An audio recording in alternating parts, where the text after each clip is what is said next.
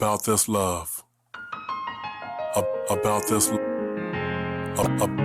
this love, about this love, love. Hey everyone, this is Charel and Dale, What's up? What's up? and we're the hosts of the About This Love podcast. And thanks for tuning in. So, this week is just a follow up of last week's episode where we were talking about, well, where Dale was talking about, Sacrificing today so you can live for tomorrow. yeah, sacrificing today so you can live for tomorrow. Um, and you know what? It kind of reminds me of, not reminds me, but it was kind of like a follow up to what we were saying, the week prior to that, just about, um, what we were willing to give up, while pursuing our dreams, pursuing our goals, things like that, and how different, excuse me, different responsibilities in your life, and how that priority supersedes maybe your business, but then also too, if you sit down and have that conversation with someone, how can you if you sit down and have that conversation with someone, how you can really bring it to fruition. Yeah. Yeah. So I don't know. Do you want to just give people a review on what you were saying for those who didn't hear last week's? Well, what I would say to you is first pause this and go back and listen to the one from last week so you can get a better understanding of this week. But basically, it's just talking about just how in ways in life where we can sacrifice today so we can be able to live like no one else tomorrow. And I mean, I don't know whatever that means different things to different people. To this person, it may mean something different, and to that person, it may mean something totally different. I know, me and my wife, we recently bought our first home, and I know for us that involved a lot of days and nights where I wasn't home because I had to work, a lot of overtime to be able to save up money to get the home that we like. So for us, the sacrifice was knowing that daddy or husband wasn't going to be home. Daddy or husband? To our son, his daddy. To you, his husband. I mean, you call me daddy too.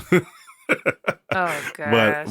But basically, the sacrifice, for us for a short time period was that I just really wasn't home a lot.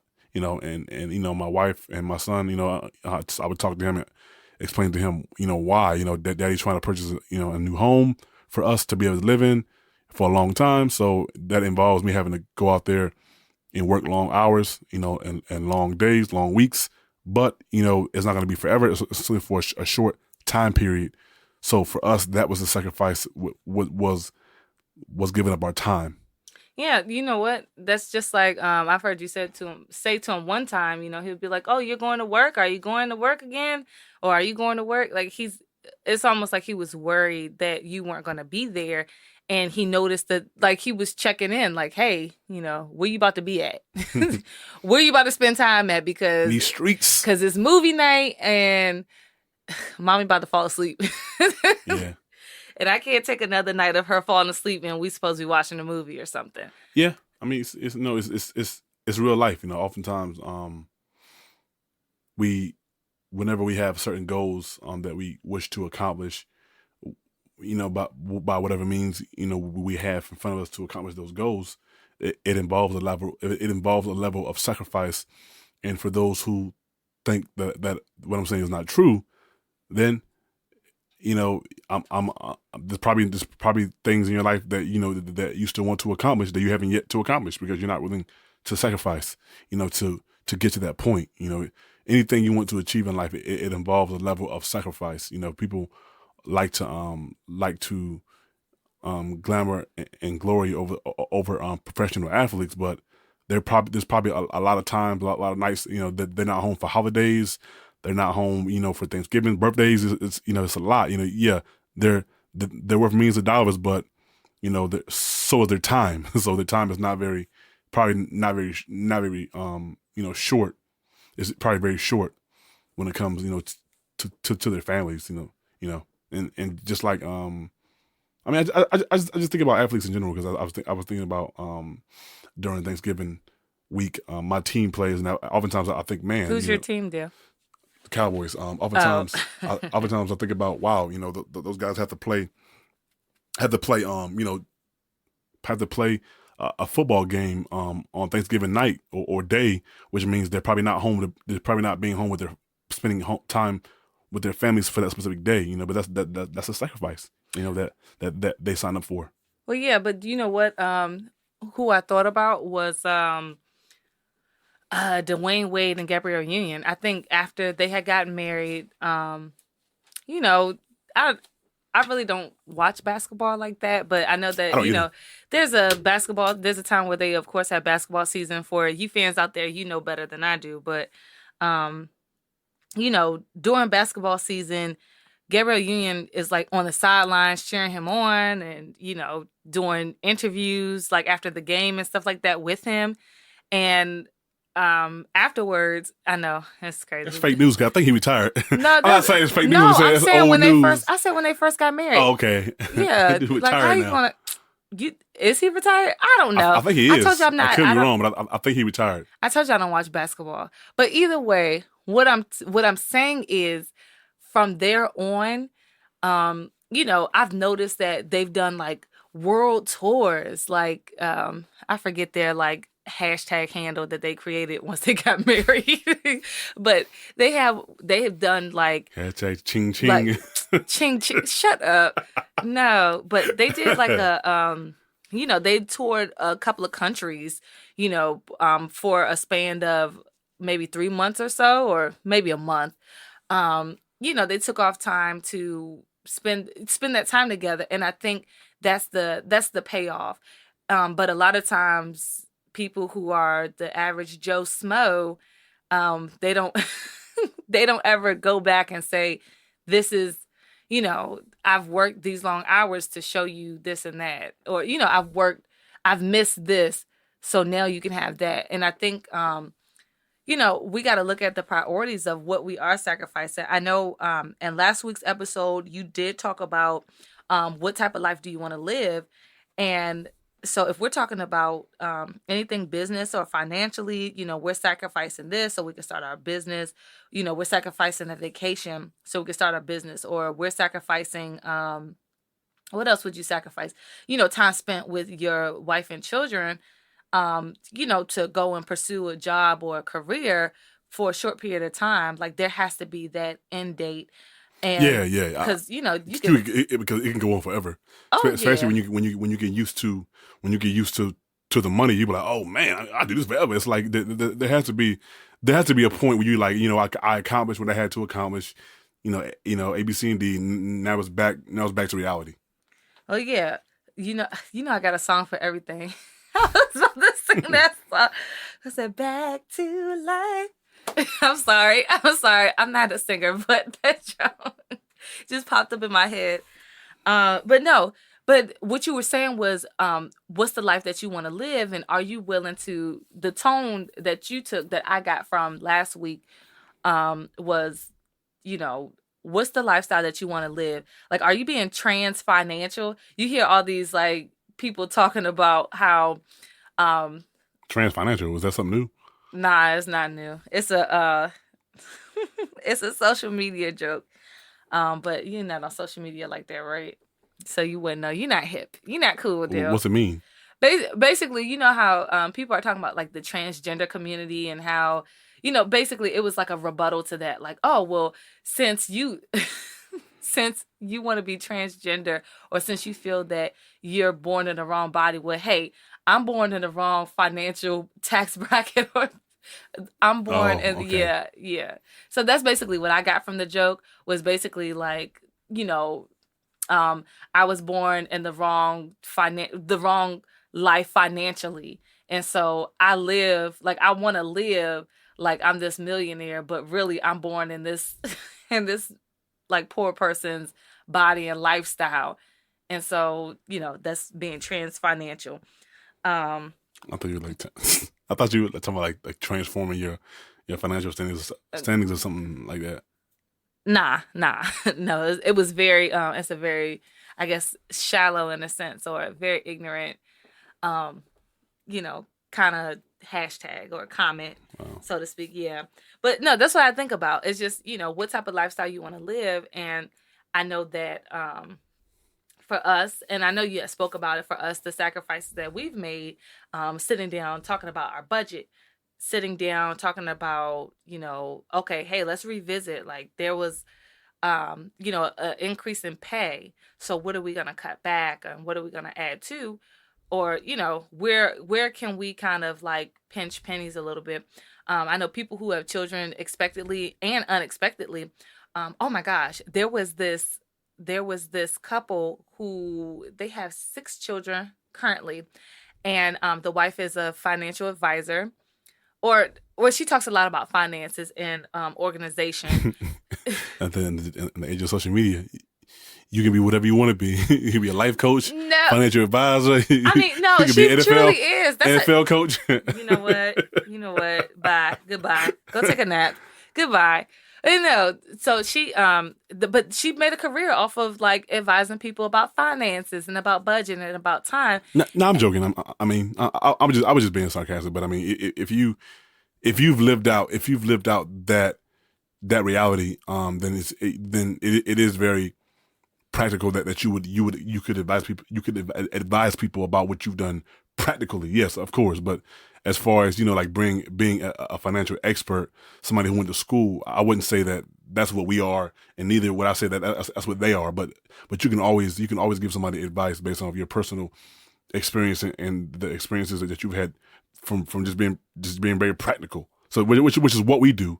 We give advice or we give encouragement based off things that we've done, things that we've had to go through, and it's just very practical. If you want to, you can do it. If you don't want to, you don't have to do it. Well, yeah, but so this lady, she said that she was, she's a mom of 6, and her and her husband plan to have 7, have another one. So she budgeted for 7, right? But then they just found out that they were pregnant with twins. And it was like, oh my gosh. And so, I looked at it as like, oh snap, oh my God. It starts off as, oh my gosh, this is such a blessing. But then it's like, oh, it's twins. Like, well, I can't give them back now, Lord. They're already brewing, they're already baking in the oven. So what do we do? And it's like, well, I mean, yeah, we planned for it, but now it's like, okay, let's embrace the blessing, and then let's move forward on what we can do. And I think the rest, I mean, yes, you can sacrifice, but I think, we need to also take the time to submit our plans to the Lord. Yeah. Because we can sacrifice and kind of lose our way. But I feel like just having that discipline, not getting away from what you said, but having that discipline to begin with, I think a lot of people lack that. I know there's been times where, prime example, you wanted to read books with me. You wanted us to read books together and come back and talk about it. But I think on my part, because I read differently than the way that you read, you can sit down on the iPad and read a book, in your free time at work. And I have to actually hold the book, and you're like, well, I emailed it to you. You ain't read it yet. Well, I'm on chapter 4. And I'm just like, oh my God. Like I'm not disciplined in that way to sit down and kind of read the book on the iPad, but then also being realistic, like, hey, this is something, like, I want to honor you. This is something that, you really want us to do together. And so I need to actually make the time, to sit and read it. But I think, like, just recently, another book has come up for us to read together. Actually, 2 books. And I've requested that we get the hard copy of the book. Yeah. Yeah. And so, I mean, being realistic with what you're sacrificing and how you're sacrificing, because is that something you can realistically grasp? Because if not, then I don't think that you can live that lifestyle. And not to say that, no, I can't, I just can't do this. I can't, keep up with you in reading. And it's like, well, in the same way that I feel like people learn differently, they receive information differently. I think that, looking at someone else's life, I think it could be a good starting point for those who don't have anyone to look to. But I also think that being realistic about like who you are, and it's like, okay, well, I like to live a certain way. I like to shop a lot, or I like to travel a lot. So what are things that I can't have? Maybe I can't have a luxury car because I like to travel, because that maintenance on the car is going to take away from, my travel expenses, or run up my credit card debt kind of thing. Yeah, or maybe it might mean not living in that nice house, that you've seen, that you probably can afford, but you probably just to kind of have the extra money for somewhere else. You don't want to buy the specific house or rent that specific apartment. That's one of the big things for me and my wife is that we had the capital to buy something that cost way more than what we bought, but we didn't want to pay out that kind of money, even though we had it, because we could always put it somewhere else, or put it into a new car, or put it into a savings account, so have it something else, and oftentimes I think people, I'm not saying people don't think about it, but they don't really consider the long-term longevity of a thing. Like, on the other day we were looking at cars, and my wife, I told her, the guy asked us, why can't you guys just take it home today? With no money down. And then he walked in the back, and my wife, I said, that really pisses me off when they do that. I said, I know they're just trying to sell a car. Like, I understand that. Like, that's their job. They don't care whether or not you can afford it or not. They just trying to get a sale. But from my perspective as a consumer, it's like you're trying to sell me something. Do you even know if I can even afford that or not? Now, again, I understand that is the least of your concern. You could care less. As long as I buy the car today, you get your little commission. Hey, if you can afford it or not, we don't really care. But I think that more so approaching it from the perspective of the consumer or the buyer, can you really afford that? What if something comes up in the near future that costs you a couple $100, and you could have had it if you just kept the old car that ran all right, you know what I'm saying? But it wasn't new, and I think that right now, we're driving a car that runs okay, but yes, we do want something new. And we've been looking, but we're not like, we don't buy it right now today. Nah, we kind of like, we'll get it whenever we get it. But we are looking and doing our research. But until then, we can drive what we have. It's fine. It gets us to point A to point B. Nothing wrong with it.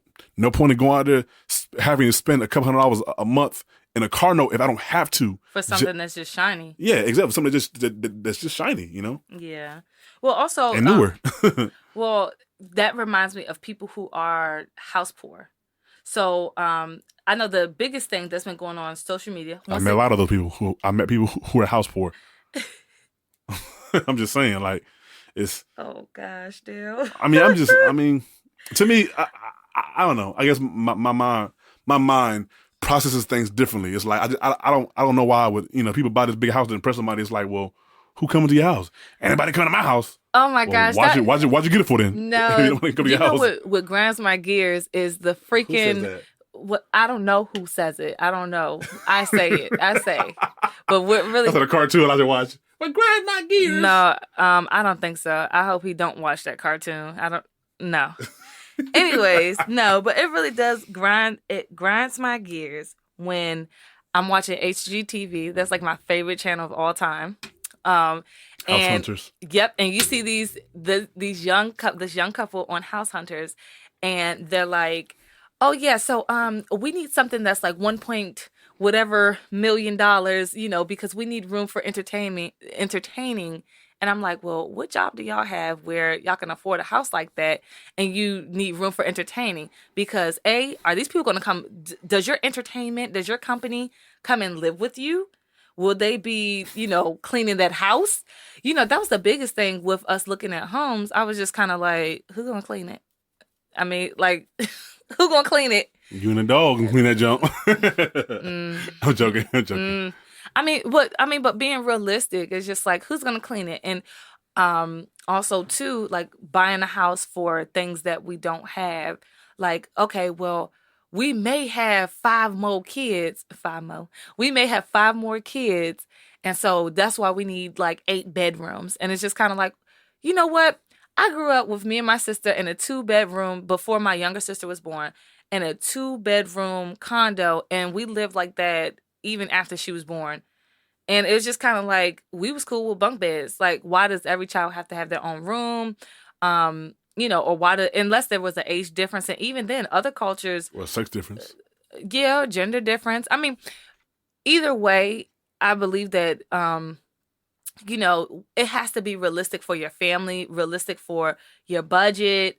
Um, in the lifestyle that you want to live, it's just kind of like, okay, well, today I probably don't need to go on that, $300 shopping spree. They have like $500 shopping hauls on YouTube. Like, oh, this is what I bought from this company for X amount of dollars. And I'm like, well, first of all, are they sponsored? This is so not sponsored. Okay, so that means they're spending their own money.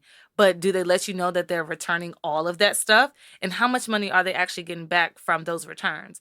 But yet you want to feel like, you can go out and just ball out just to say that, oh, I spent this amount of money. I remember one time a friend and I were shopping for handbags. And it was so crazy because she was trying to tell me like, oh, yeah, we went into the Michael Kors store. And she was like, yeah, I'm going to allow you to get that bag. She said, I'm going to allow you to get that bag. And I'm looking and I'm just like, I mean, I like the bag because I like the bag. But I know me, like, if I'm gonna feel like I can't wear this bag because it's so expensive, it's like almost one of those things where you're buying something that's so expensive that you spent your hard-earned money for, where you don't even want to wear it. You just want to look at it. And it's like, nah, I need something every day that I can beat up. And if it fall apart, it fall apart. And I mean, there's quality pieces that I do have, but no, like, you're not going to allow me to spend my hard-earned money on a handbag. So your friend was shooting us a show. She was allowing you to spend your money. Just make sure I understand. I'm following what she's saying. I said that. Yeah. She was allowing you to spend your money? That's what she said. Oh, okay. Yeah, she said, I will allow you to get this bag. And really, the crazy part about it was, I'm just like, well, I really didn't like that style. I mean, that was her style. That was her personal preference. Okay, cool. I went in there at first, like, if I'm honest, I went in there with the mindset of like, you know what, this is the popular bag. This is a popular brand. At the time, I was like, I don't know, like 22 or something or so. And I was like, yeah, this is a popular brand. I should get it. I had the money in my pocket to get it. But then it's like, do I really want to spend that money right now? And mind you, I had my own place. I had my own bills, you know what I'm saying? And, I had to look at her lifestyle, and there was nothing wrong with her lifestyle, but she lived at home. She didn't have any bills other than, like, I guess, whatever. Car note. No, I don't even think she had a car note. But at that time, I don't think she had a car note. I think it was just, whatever debt that she created as far as student loans or something like that. But other than that, no. And so I had to stop myself and be like, you know what? And there's been plenty of times when I was in beauty school, there's plenty of times where I got laughed at for making peanut butter jelly sandwiches. No, for real. I didn't care. Them Bambas was eating out, and then they were coming back in around lunchtime with like their fancy restaurant food. And they were like, ooh, girl, you eating a peanut butter jelly sandwich? And I'm just like, yep. But I had my own place. And not to say that made me better, but it's just like. But you felt that way. You felt it made you better. No, I'm joking. Yeah, I felt better. I felt better. I got my own place though. You at home with mommy and daddy, even though you're not struggling. Look, you're not. I wish I could be at home with mommy and daddy right now. I was about to say. True. Even though you ain't struggling, you can eat good. You don't gotta worry about lights being off because you forgot to pay rent or you forgot to pay a light bill. Just some of the things that really make you responsible. And I mean, I'm thankful for the experience, but I will say those who have the luxury of staying at home, which at the time I didn't have the luxury. My family they were losing their house to foreclosure, and I had a child. And so it was like, well, I got to do what's best for me and my child. And what's unfortunate not unfortunate, but what's unfortunate is 9 times out of 10, those who actually are at home with mom and dad probably don't have probably don't have the discipline to even think of saving, for when they are out on their own. Now, I'm not saying everybody, because I don't want people to be like, that's not true. I'm doing my Well, mom you said and dad. 9 times out of 10. Yeah. So I'm not saying that everybody, but I'm just saying, like, it's just sad that, a lot of oftentimes people don't like. I knew a few guys at my job who were younger than me, and they stayed at home with their mom and dad, and they were actually, people were laughing at them because they were like top high positions in the company, and they lived at home with mom and dad. But guess what? When they got out and got to my house, they paid for it cash money. So they didn't have no mortgage or nothing. And wow. the same people that laugh then are like, wow, now, because it's like, again, it's when you are in those kind of positions, or in the position to live at home with mom and dad, or a grandma, uncle, and aunt, are you sacrificing today so you can live tomorrow? Because that is a testimony. Like, for you to be 25, 26 years old, and you was living at home with mom and dad, making like 70, 80 grand a year at your job, living at home with mom and dad, and you come out in 2 years to buy you a house to pay for it cash money and have no mortgage, that is a testimony to have. It's like, how many people can say that? Seriously, how many people can say, I lived at home with my mom and dad after college for 2-3 years. Now I bought my house cash money. Well, you know what? But let's not get it twisted. There are people who live at home with mom and dad, and they have absolutely no plans, no vision, no goal. For their life. We ain't talking about them. We ain't talking about them. So that as of this episode, they're irrelevant. Maybe we'll get to them on a later episode. I mean, you have to acknowledge that, though. I think that that plays into what's the vision for your life. Like, even if you have the opportunity to still stay at home, and even if you have the opportunity, you have the chance to step out at an early age, and really start to become responsible for yourself earlier in life. It's like you still need to have vision, because then it's kind of like, well, I'm just working this job. I'm just, I'm just working this job, trying to get by, living paycheck to paycheck. Like, one thing I've been seeing a lot of people say is, yay, I paid rent this month, so now I can sit at home and be broke or whatever. I can sit at home and starve. And I'm just like, is that what it is? Or is it that you didn't calculate or you didn't budget your finances properly, where, like we were saying earlier, you didn't get a feasible apartment, or you're paying this ridiculous car note, things like that. No, I mean, not only that, but oftentimes, like, and again, I'm just saying this from what I know from people, what I know from personal experiences or personal encounters with people that I know, is that oftentimes, like, when you talk about people sitting at home being broke, it's like, well, sometimes, like, people, and I have to omit people who have children, because they co-have that they can't work 2 jobs. But it's like, if you were single and you just at home after you pay all your bills broke, you probably need to get you another job. I'm not saying a different job. I'm saying, like, get a second job, because I know on Amazon got a job now. You can work from home. All you need is a laptop and a cell phone. So it's like, if I'm paying my rent and or mortgage and car note, and I'm broke, I'm getting me a second job. I'm sorry. Wait, so are you saying that, okay, so instead of getting the latest of the IKEA furniture to, like, furnish your apartment, if you don't have kids, then you could sleep on that air mattress. I know someone. That's what I did. I did that dream. My first year in my apartment. Anything wrong with it? Sleep on the air mattress. I'm no not shame in my game. Look, why? Exactly, because, like, who coming over, who you trying to impress? You just need a roof over your head, right? I had a kitchen table, though. I had a kitchen table. Did you have pots and pans where you cook it? Yeah, I had all that stuff. Okay. Well, I guess you didn't. I just didn't see a need. I didn't see a need for it. It's funny. Dale, if I'm honest, when we first got married, you didn't see a need for a lot of stuff. You was like, we don't need that. I'm just like, dude, you have a wife and child now. Like, nah, we need that. Remember when you were going to put the treadmill in the kitchen? I'm sorry, I Dale. don't recall that. You got the wrong person. You got the wrong person. Hold on. Let me call up a few people. He's like, nah, I can work out in the kitchen. But you know what? Honestly, he could have. It would have saved $10 on a gym membership. You know what I'm saying? Like, if need be, because I had a treadmill in my previous apartment, and he was going to put that thing. That's $120. That's $120 a year. Thing in the kitchen. I mean, but you talk about sacrificing a lifestyle. You never know. That could have been, I don't know. That could have been towards a payment towards something. I think we lived in our first apartment. We paid like a couple $100s, and people were like $750 to be exact. $750. Talking about a couple hundred. A couple hundred is like $300 now. We ain't pay that cheap. Nowadays, like, okay, you right. I mean, but we not back in the Martin and Gina times where they was like, oh, I owe somebody $1,000, and that was like the end all be all, because that was a lot of money. I mean, if you don't have $1,000 now, it's a lot of money. No, it is a lot of money. You're right. It is a lot of money.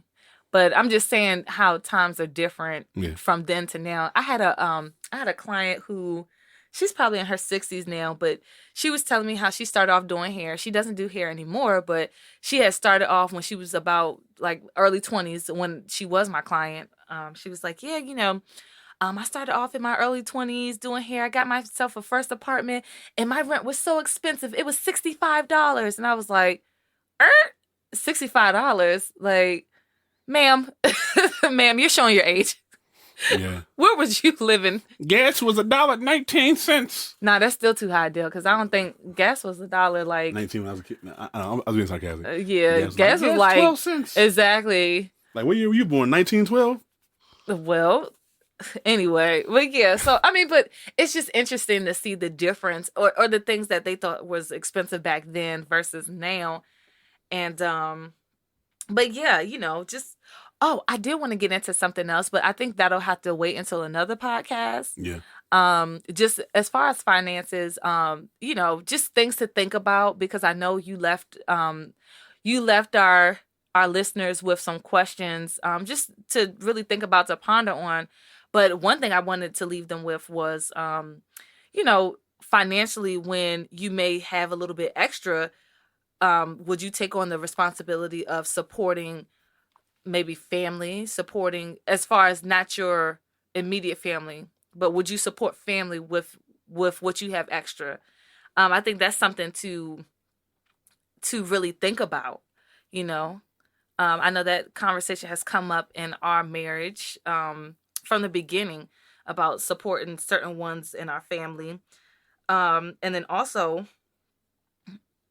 how we can, like, whether to do it, whether not to do it, but the conversation just keeps reoccurring.